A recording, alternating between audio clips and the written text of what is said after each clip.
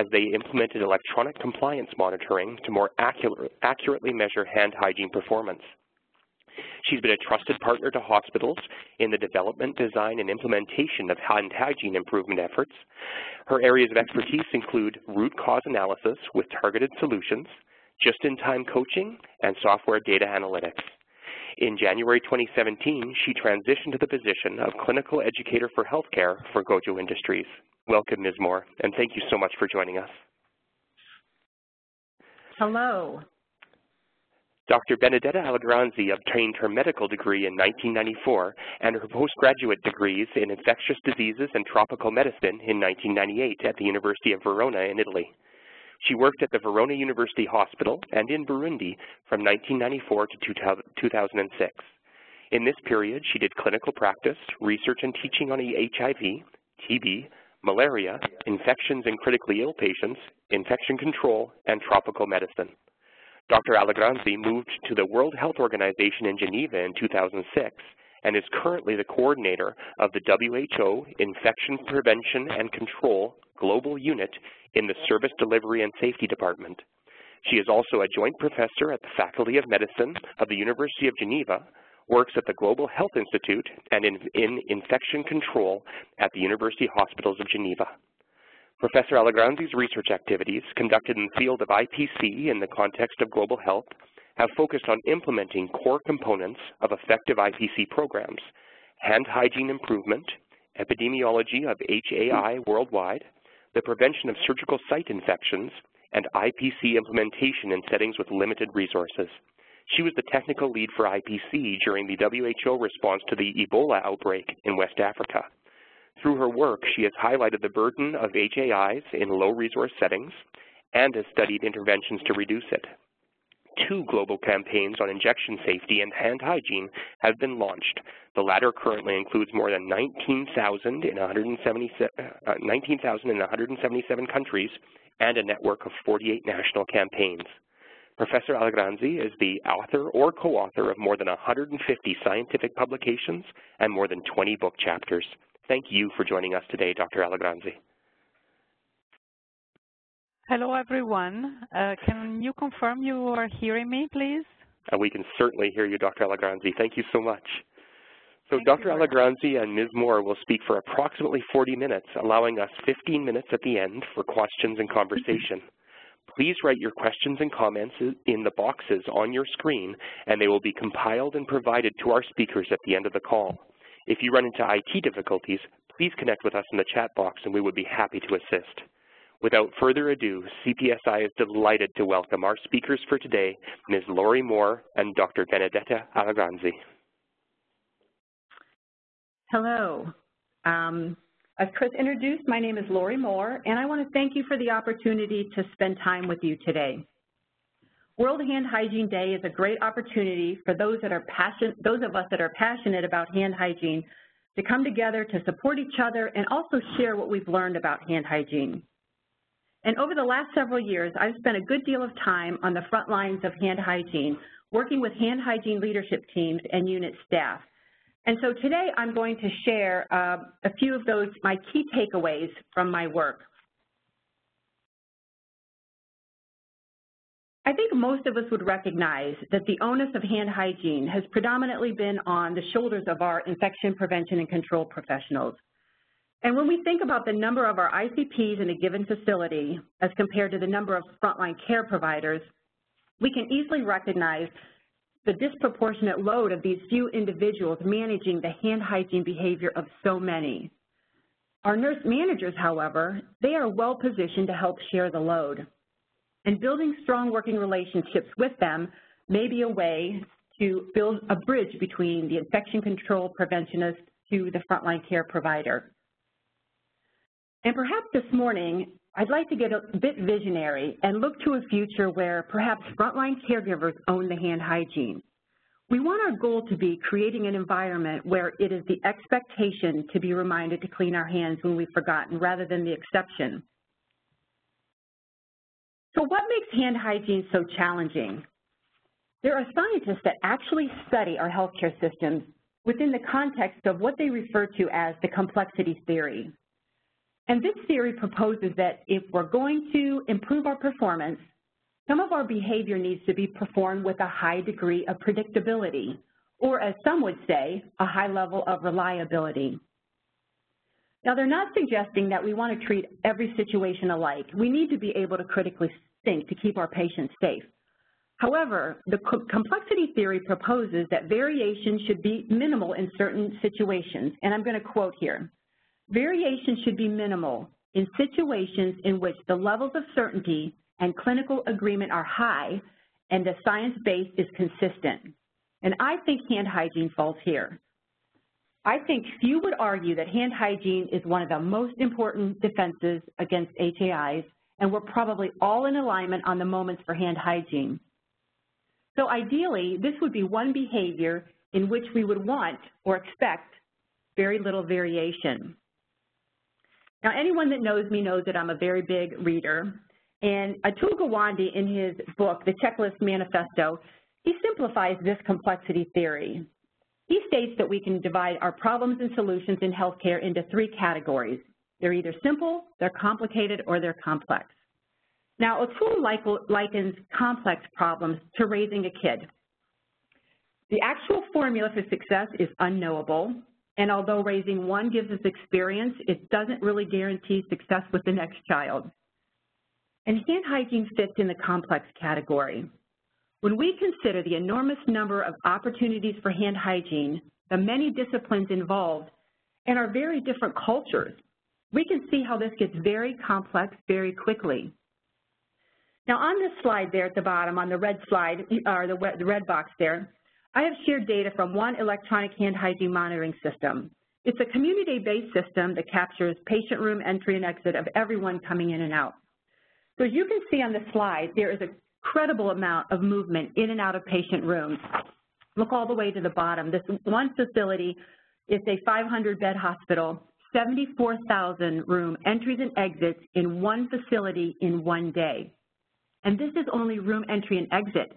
This is not including all the moments for hand hygiene once you're inside the room.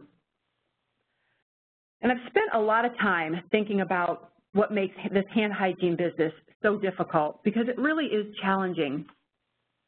And I've come to the conclusion that it may not be hand hygiene itself that's complex.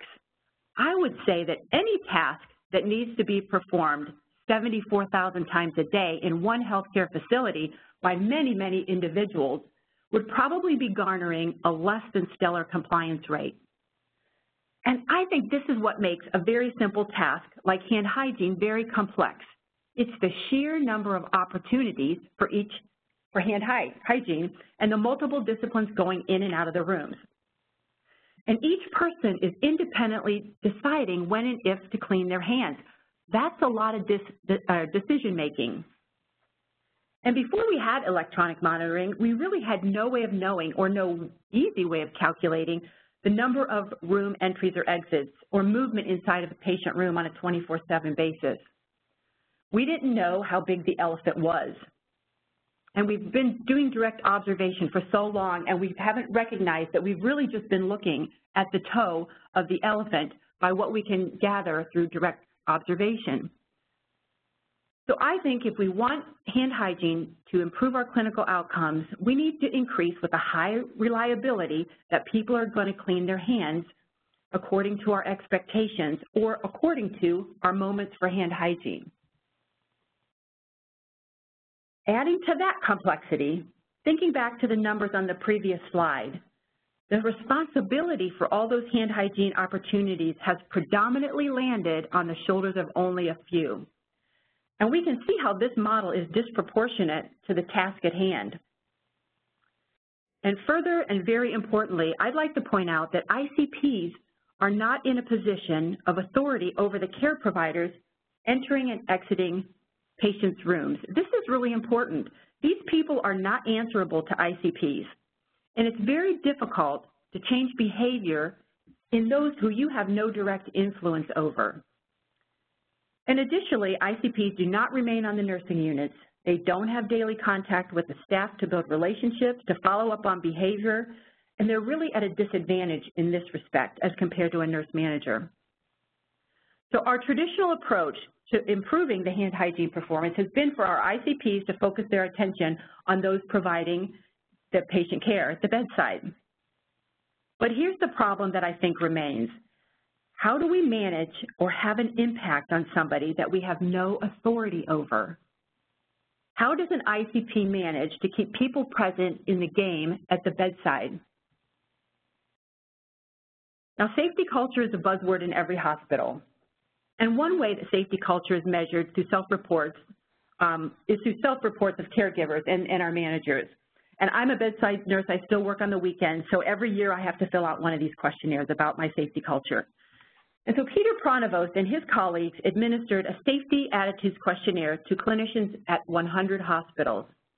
And while they found considerable variation in safety culture between and across hospitals, there was even more variation when they looked at 49 units, individual units within one facility.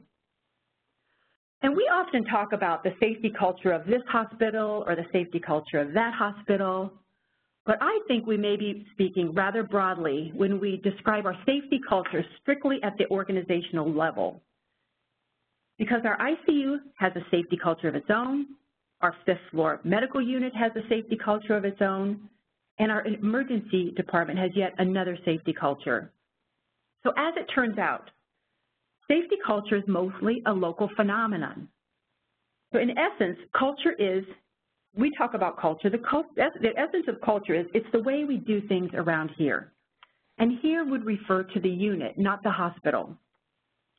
And because unit leadership are predominantly responsible for quality and safety outcomes in their unit, it only makes sense to share the responsibility for hand hygiene outcomes with people at that level. So on this slide, I wanted to accentuate the role that the unit manager has in directly influencing and impacting our frontline caregivers. Nursing unit leadership they're best positioned to engage their staff. They hold them accountable, they evaluate them on quality metrics, and our unit managers importantly own the relationship with their staff and also people that come on and off the unit.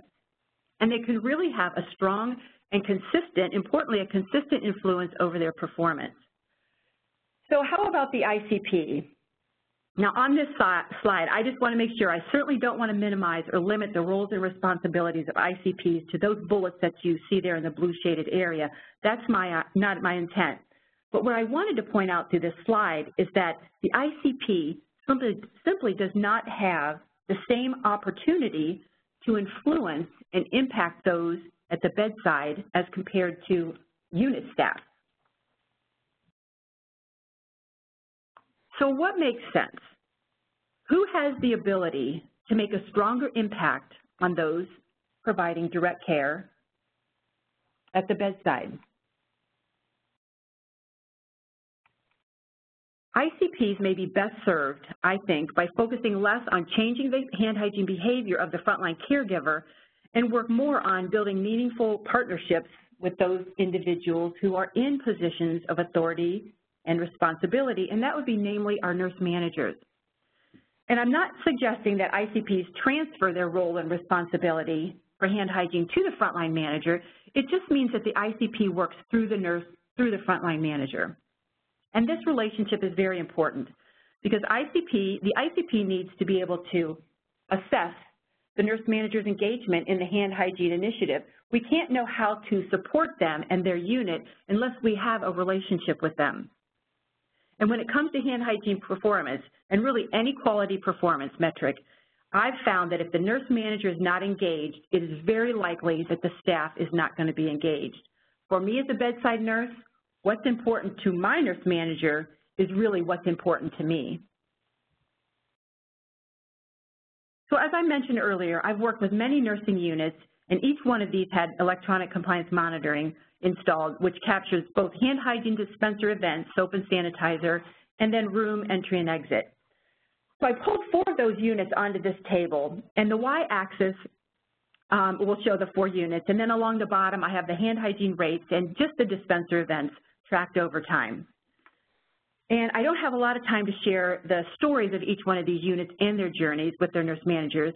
The important thing that I want to point out on this slide is that as I was following along month to month, building relationships with both the staff and the unit manager in these units, I began to notice as I was watching the numbers that there was an association between the nurse manager engagement and compliance rates. And I learned quickly that my time spent building relationships and providing support for the frontline managers could be really valuable in helping moving the numbers ahead.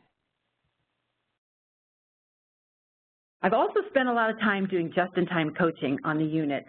Not always a comfortable thing to do, as I'm sure many of you agree. It's really kind of scary. But just-in-time coaching, as we know, is a key component to any hand hygiene program. It provides a really good opportunity to give our staff a voice, to ask them what's keeping them from cleaning their hands. And giving staff an opportunity to have a voice, I think, is very important. If we look back to the number of opportunities for hand hygiene and the large number of dispensed events on the previous slides, we find that the unit staff own the overwhelming majority of all of those opportunities and dispensed events. They're the ones that are on the unit going in and out of the rooms for the majority of the events. They're doing a lot of hand hygiene, and we really need to give them a voice. So barriers exist, and we need to address them. However, I would like to share something else that I think has been very interesting along the way.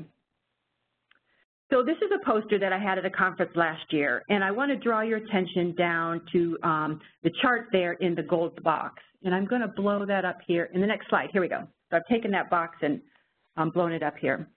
So this is another unit with community-based electronic compliance monitoring. So a quick orientation here. On the y-axis, you see the compliance rates, and these are unit-level rates, not individual. Those are for the whole unit. And then across the bottom, you're going to see time in 1-hour increments. And you'll also note when there's an observer present or absent, and that was me. So it's also important for me to let you know that on this unit, there was a feedback monitor, a computer screen at the nurse's station displaying the unit's hand hygiene rate at near real time. So the staff was always aware of how they were doing in relation to hand hygiene. So again, I don't have a lot of time to go into the background, but I want to share is the fact that I came onto the unit about 8:50 in the morning. These guys were hanging out at about 17%. And I gathered the staff because I wanted to ask them about their feedback on what they thought was preventing them from cleaning their hands. And I did this quite often with staff. And then I told them I was going to hang out on the unit for a couple of hours, and I wasn't always within eyesight. I was in and off the unit, but they knew I was kind of hanging around. And as you can see, the numbers increased for the 2 hours I was on the unit. Now, you're probably thinking, this is the Hawthorne effect. We know about this. This is not news. And indeed, that part of this is really not news, although I will say it is kind of cool to watch the Hawthorne effect real time on an electronic monitoring system. But the important thing that I want to point out here, and this is something that I've learned that I think has been an aha moment for me. During the 9 to 11 a.m. time period, no additional resources were added, nothing that would make performing hand hygiene easier. I was there, but I wasn't making hand hygiene easier. And no barriers were removed, yet they were able to achieve a much higher rate of hand hygiene. And what you see on this chart, I've seen over and over again. When staff are in an environment when they feel responsible for and accountable for their hand hygiene behavior, they'll clean their hands more, in spite of the barriers that they listed. And this is really important. For a long time, we've placed a significant emphasis on determining barriers to hand hygiene, thinking that we must have to remove all the barriers in order to get staff to clean their hands more. And we can't ignore the barriers. I'm not suggesting that, because barriers do exist. They're real. But perhaps we need to focus as well on creating an environment or a hand hygiene culture of responsibility and accountability, where it is actually difficult to not clean your hands. Because as you can see on this slide, when unit staff feel responsible and they feel that they're accountable for their hand hygiene behavior, the numbers go up. And another thing that I just want to point out that you can see, it's obvious on this slide, simply in installing an electronic monitoring system in and of itself is not going to improve hand hygiene behavior. We need complementary improvement strategies as well. So this is where unit-led just-in-time coaching comes in. We know that just-in-time coaching is valuable, although it's usually done by our ICPs and other hand hygiene leadership. they coach, and then they leave the unit. But I think if we want to be able to not only increase but to sustain our numbers, we need to find a way to cultivate a culture of accountability within a unit on a 24/7 basis. And we can do this by developing hand hygiene coaches out of the unit staff. After all, they are the ones on the unit 24/7, and they need to own their hand hygiene. We need to develop people and partners on the front line to provide reminders and set the standard, conveying a strong message that this is the way that we do things here. So on these next couple of slides, these are from an oral presentation I gave at a conference a couple of years ago. Again, this unit had a community-based electronic monitoring system installed. And I'm going to orient you to this graph here. I want to point out that the numbers on the y-axis, and you'll see the numbers along the trend line, they're not actual hand hygiene compliance rates. They look low. They are % of improvement over their initial baseline rate, and that's why they look a little different. And then on the x-axis along the bottom there, you see some of the multimodal interventions tracked over time. These are the things that you see on this slide with staff education, senior leadership engagement. These things are very important, as we all know, for laying a strong foundation for any hand hygiene initiative.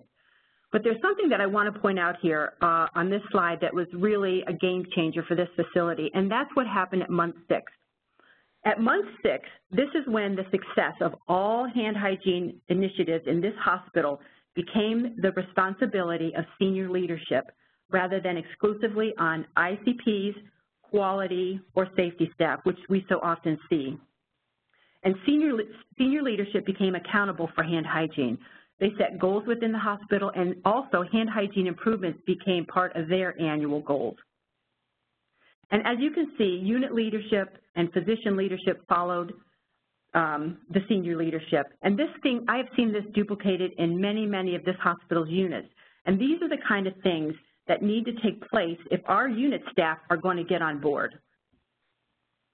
And just following this journey a little bit farther here, in months 13 and 14 of this hospital's or this unit's journey, we decided to shift the responsibility for just-in-time coaching from the hand hygiene leadership team to unit staff, who were trained to coach and provide these gentle reminders to people entering and exiting their room. And it was not quick and easy. It is it's a stressful thing to teach frontline staff to do this, for asking them to, remind their peers or to remind a physician. So this takes time. But we eventually were able to train enough coaches to assign a hand hygiene coach to every shift. And interestingly, our unit secretaries also participated as hand hygiene coaches. They actually made pretty good coaches. And soon within this unit, it became acceptable and more comfortable to remind others to clean their hands. So, in summary, hopefully the information that I've shared will help you in managing the challenges and complexities of hand hygiene. I've learned that building relationships and working through others, whether it's a nurse manager or a senior leadership member, working with them to accomplish our hand hygiene goals may be the only way that we're going to be able to balance this disproportionate load that ICPs have traditionally carried. And as my title says, we need to share the love or share the load of this work. And one thing that I've learned is that, and this is true, if that a nurse manager is not engaged in the hand hygiene initiative, the staff won't be either. I've found that over and over again, and you find that you're swimming upstream with your efforts if they're completely disengaged from hand hygiene. So building relationships with our nurse managers will help us to assess where they're at on their hand hygiene journey. Maybe some are going to be in the front of the bus leaning forward, and some of them aren't even going to be on the bus. But we won't know this, or we won't know how to help them unless we spend time with them. And additionally, we know that just-in-time coaching is valuable, but we also know that behavior changes when the coach leaves the unit.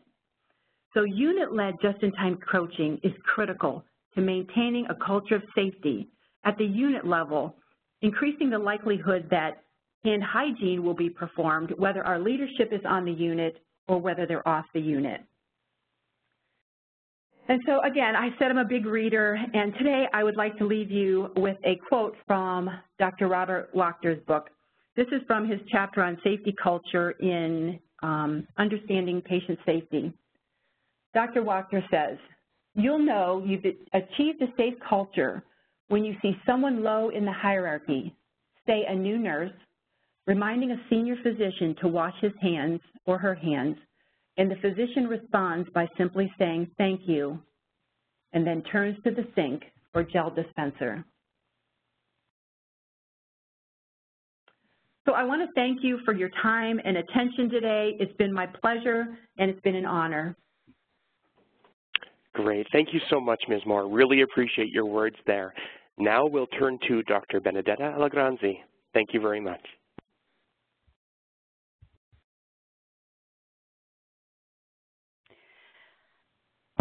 Hello, everyone. I'm very pleased to speak now following Lori and her very inspirational presentation. I'm trying to move the slides. Yes, okay, sorry. I would like to thank the Canadian Patient Safety Institute colleagues for inviting me and Christopher for his very kind introduction, and get to the point of today and tomorrow, but we have started from the beginning of the week to celebrate the Global Hand Hygiene Campaign Day 2018, as previously said, that is focused this year on prevention of sepsis. So my talk will focus on this topic, and I will try to explain to you why sepsis, and then focus a little bit on infection prevention and control in general, and finally get you through the main resources that we have issued these days and are available to you to celebrate and join the campaign. So why have we focused on sepsis? Precisely because, as you all know, I believe sepsis really is a consequence of infection. And so sepsis arises when an infection alters the body's normal response, causing injury to tissue and organs.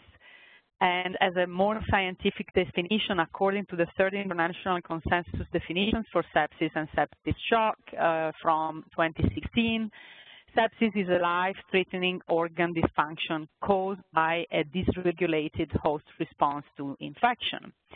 So as you may know, at WHO and with the international partners, we always try to really integrate efforts. And we believe that sepsis prevention and therefore infection prevention and control are two themes that obviously get together very well, and we can enhance each other by promoting strategies to move forward in our respective fields. So sepsis indeed is a global problem.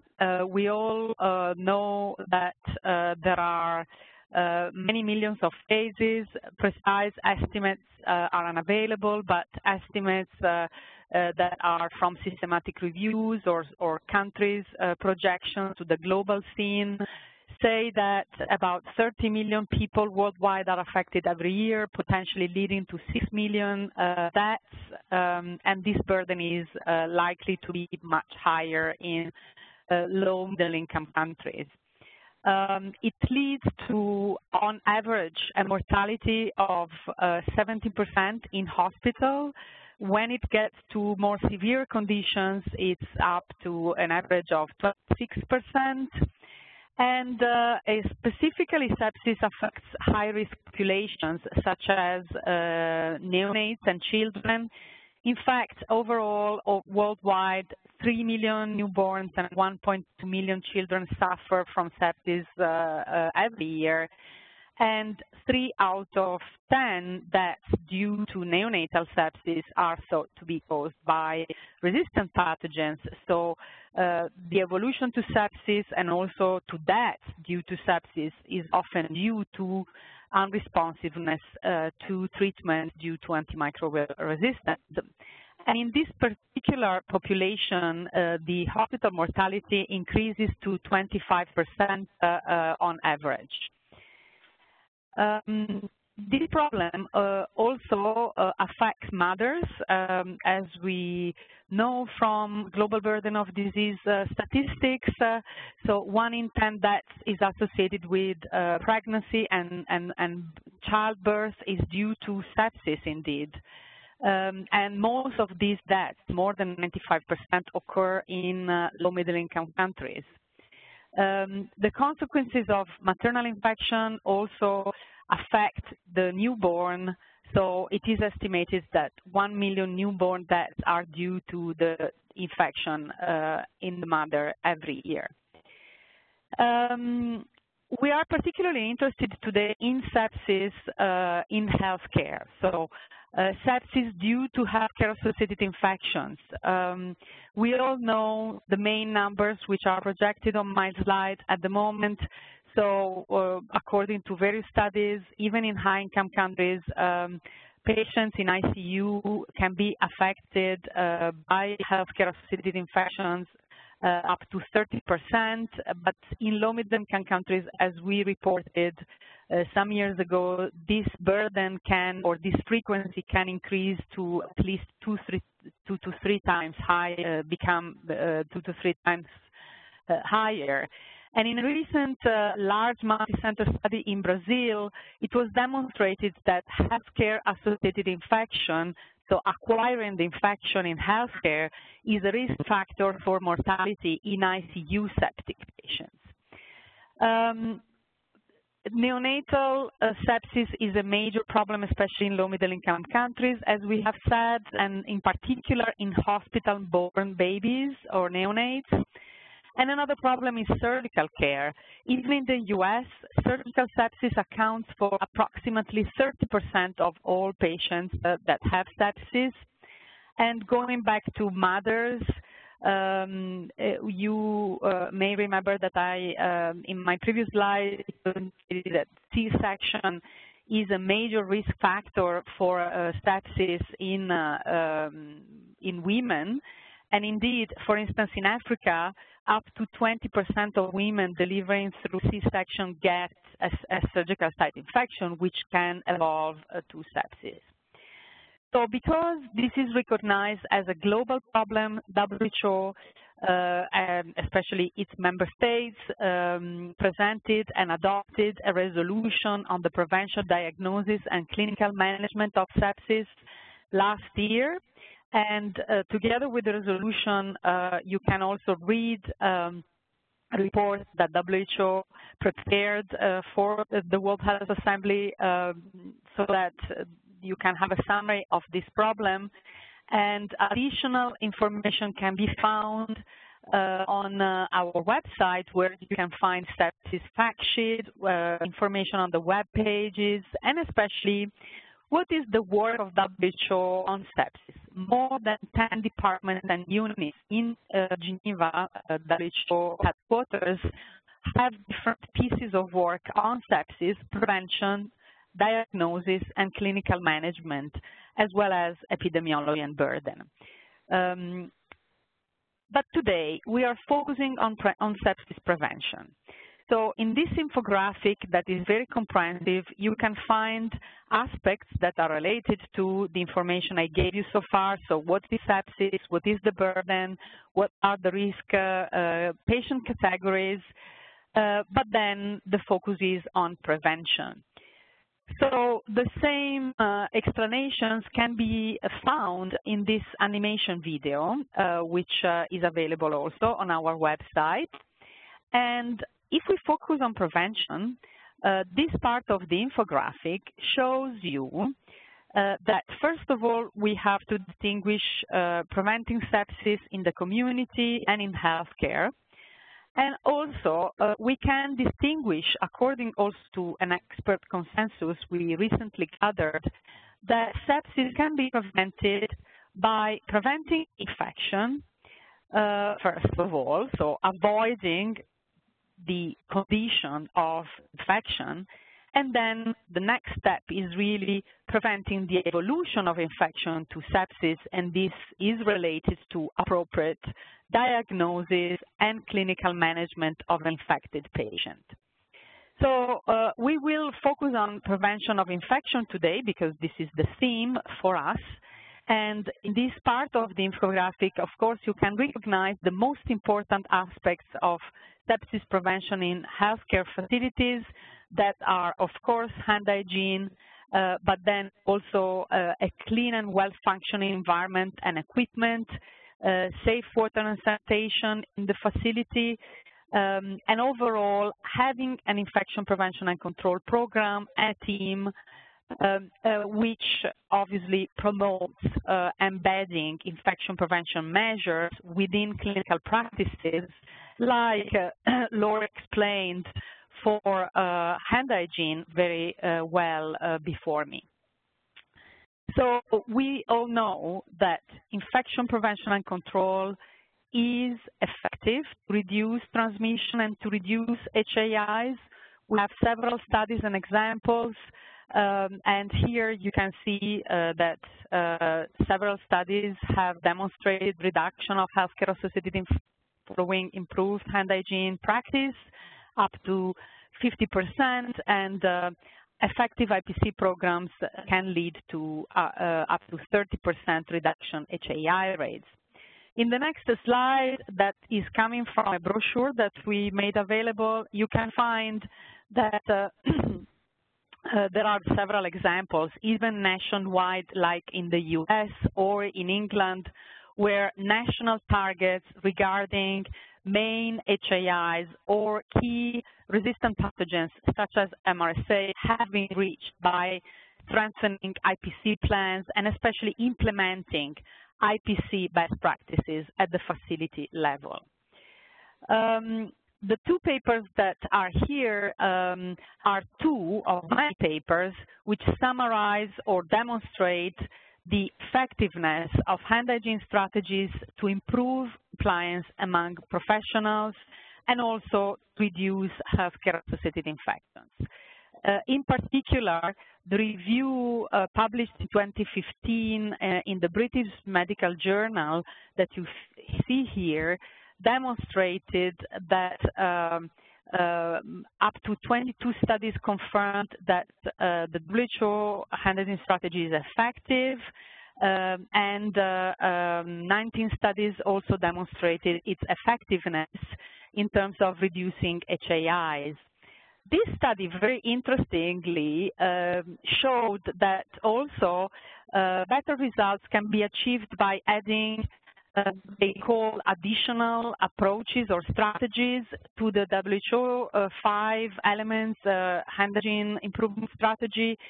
And so the highest probability of improving compliance is reached by adding these elements. I just would like to note that these elements for us are really included in any interventions that are aimed at achieving a safety climate in your institution or in your unit, like goal settings, rewarding, incentives, and accountability.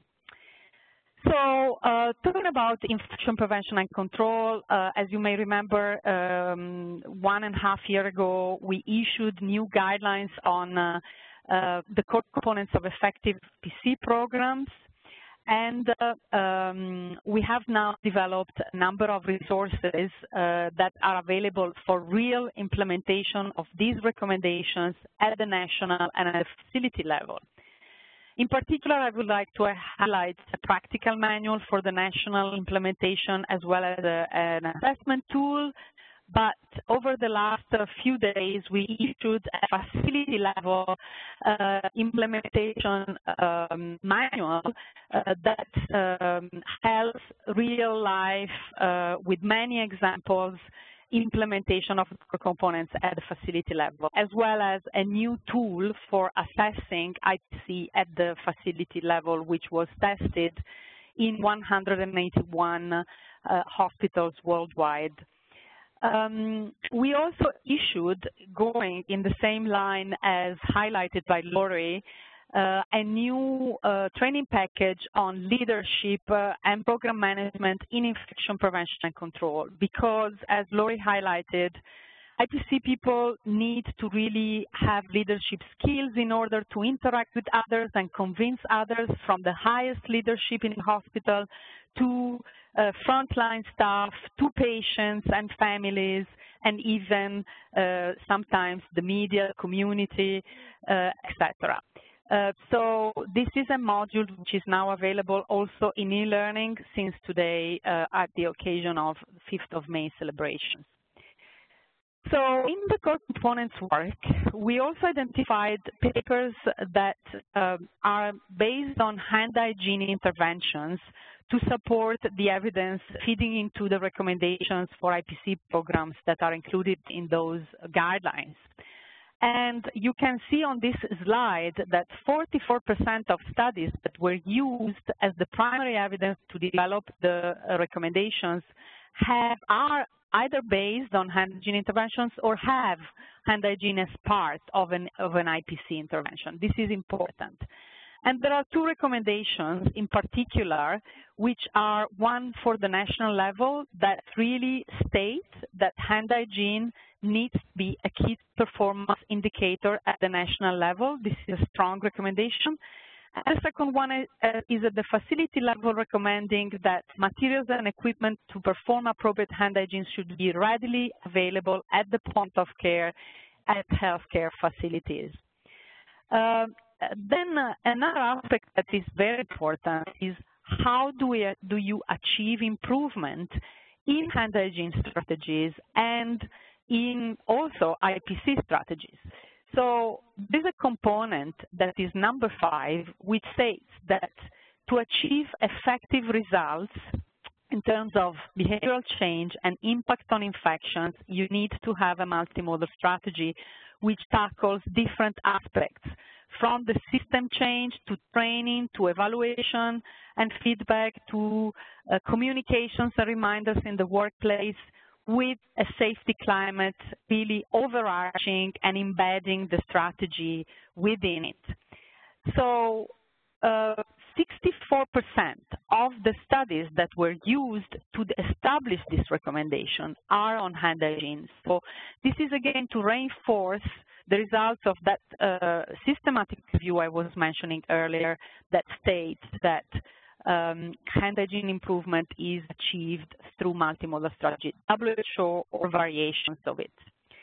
And there are components that through our review of the evidence were particularly important or frequent in these effective studies, and you can see them on the screen. And from these, you can see that apart from the first two, all the others are pertaining to the field of creating a safety climate, creating accountability, involving and motivating staff at the front line to perform hand hygiene. So this is extremely important. An update of hand hygiene guidelines or evidence is available in this joint work that we did with the DAPT and John Boyce. That is a new book on hand hygiene issued by Wiley last year. And also I would like to highlight that we now really decided and brought hand hygiene to the level of IPC main interventions as a multimodal strategy again, and we recently published a paper on reducing SSI using a multimodal strategy as well as the comprehensive unit-based safety program that was used by others in other interventions. So just to conclude, the slogan was cited earlier. This slogan is translated in call to actions to different audiences: healthcare workers, IPC leaders, health facility leaders, ministries of health, and patient advocacy groups, motivating all of them to take their role to achieve improvement of hand hygiene at the level of practices or policies, in particular for healthcare levels. So for today and next days celebrations, you have many tools here that can be used to promote, from banners to posters, videos. So they are all listed in my slides, and you have variations of the poster according to the audience. We did many translations and we gathered help from all parts of the world. This is a board to be used to be signed by each of you and be used in this website where it will be displayed if you send your photo, and it will show your motivation as well as for other thousands of people in the world. This year we published many papers and editorials explaining why infection prevention control is relevant to reduce sepsis. And also, this gives me the opportunity to thank all the stakeholders which promoted 5th of May this year, including the Canadian Patient Safety Institute, and these are recognized on the WHO website. One of the features is to gather registrations of facilities which are engaged on hand hygiene promotion. This year we got to up to 21,000 facilities in 180 countries. And with this, I conclude, and I thank you all for listening and for participating in the campaign. I'm really convinced that together we can prevent infections in healthcare and therefore consequences of infections as sepsis, and save millions of lives every year, even as IPC practitioners, even if we don't see those lives saved like surgeons can or emergency colleagues can. So I'm very convinced that we have a very important mission in this global health situation. Thanks very much. Wow, thank you so much, Dr. Allegranze. I really appreciate that. And there were some terrific resources you shared there during your presentation. Thank you both, Benedetta and Lori, for those informative presentations. Following your advice and examples will definitely help us make sure that the bug stops here. I also wanted to share just a little update. Even before the webinar started, we saw over 1.2 million impressions for the hashtag #TheBugStopsHere. So please remember to keep sharing. We have received actually a couple of questions from the chat box. The first one I have came from Kim, and it's for Lori. How do you train staff, or I guess those frontline managers, to be hand hygiene coaches?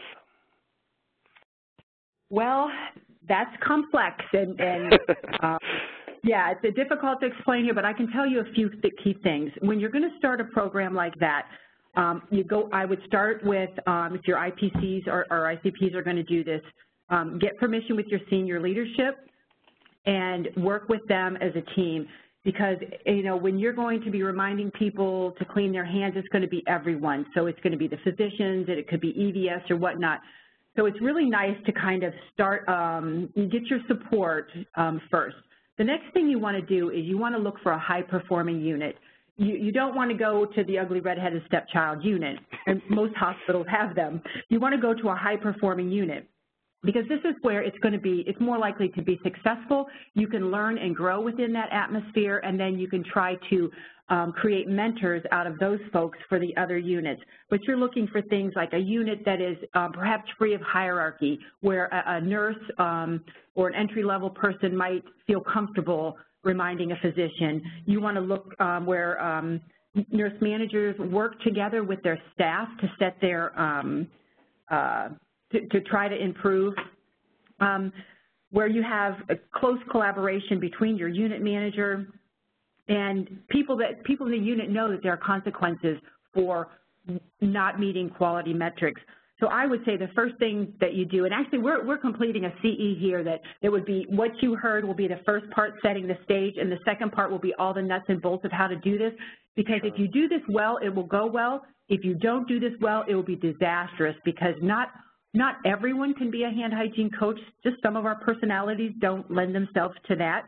So you want to learn how to select them, you want to learn how to train them, and you want to learn how to support them and evaluate what they do. But I would go to senior leadership and get their support, and then I would look within your organization for a high-performing unit, a nurse manager that's already doing well on her quality metrics, and ask her to partner with you on this. Beautiful. Thank you so much. So that's basically a multidisciplinary team and somebody who will definitely set an example and can model those behaviors. That's fantastic. We do have a question from Rosalind as well. How do we encourage patients to advocate to their care provider for good hand hygiene, especially in primary care? I'll open the floor up to both of you, Lori and Benedetta.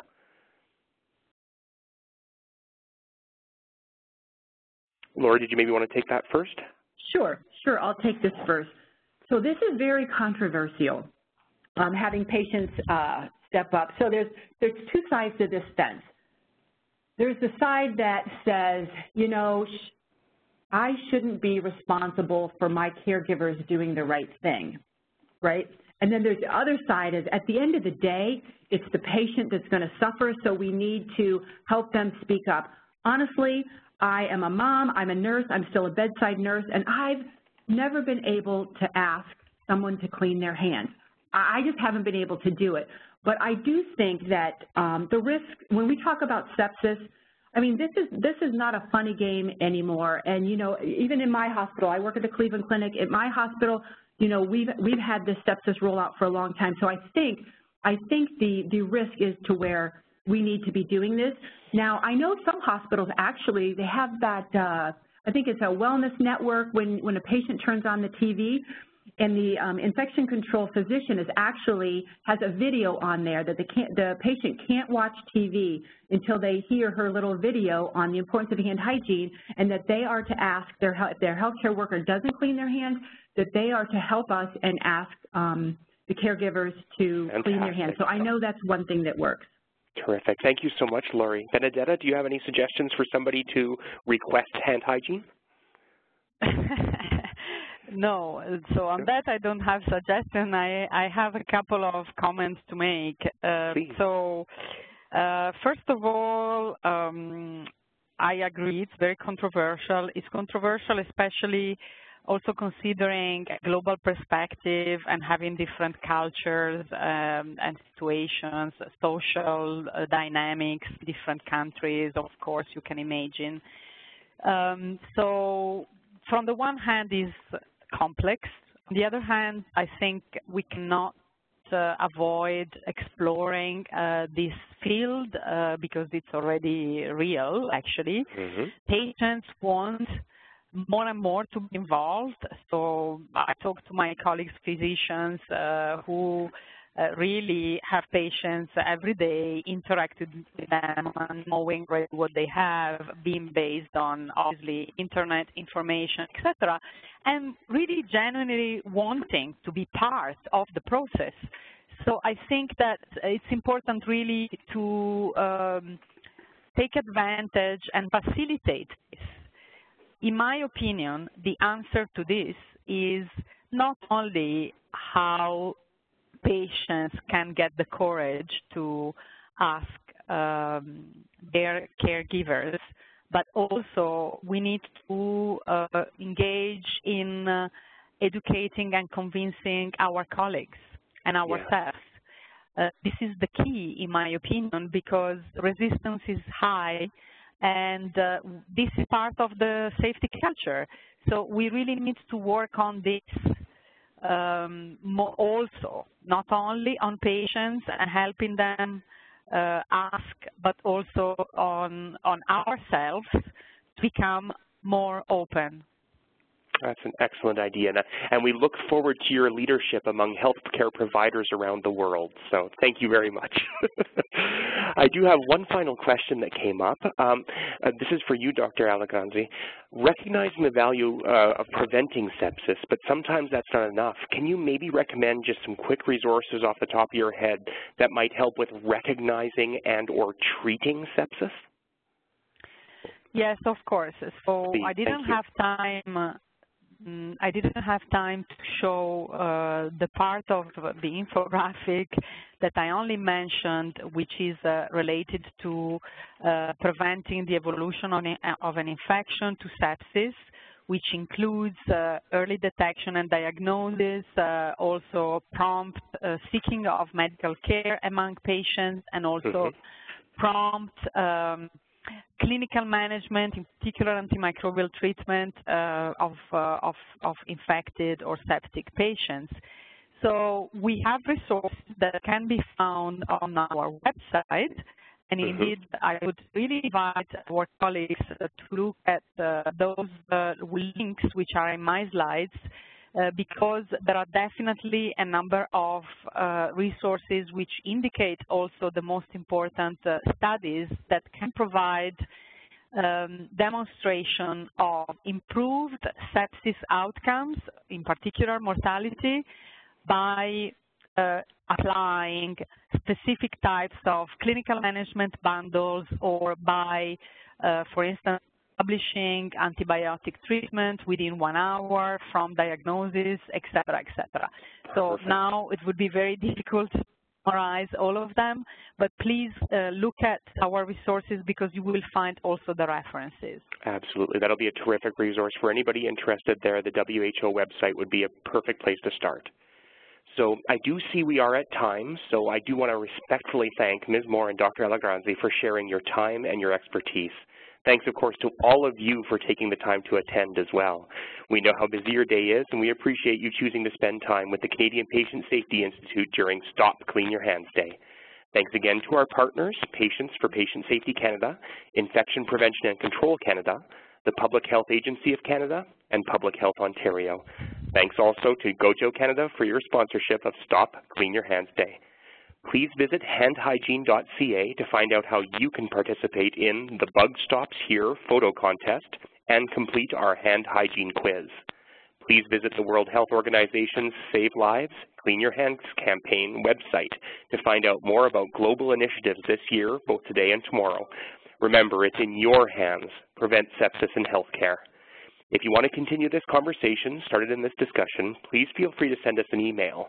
We'll forward your comments and any questions you may have had that were unaddressed onto our speakers. You should all receive Gina Peck's follow-up thank you email in your inbox shortly, and you can respond to that. Have a wonderful day everyone, and we'll hope to see you again soon. Thank you very much. Yes, thank you.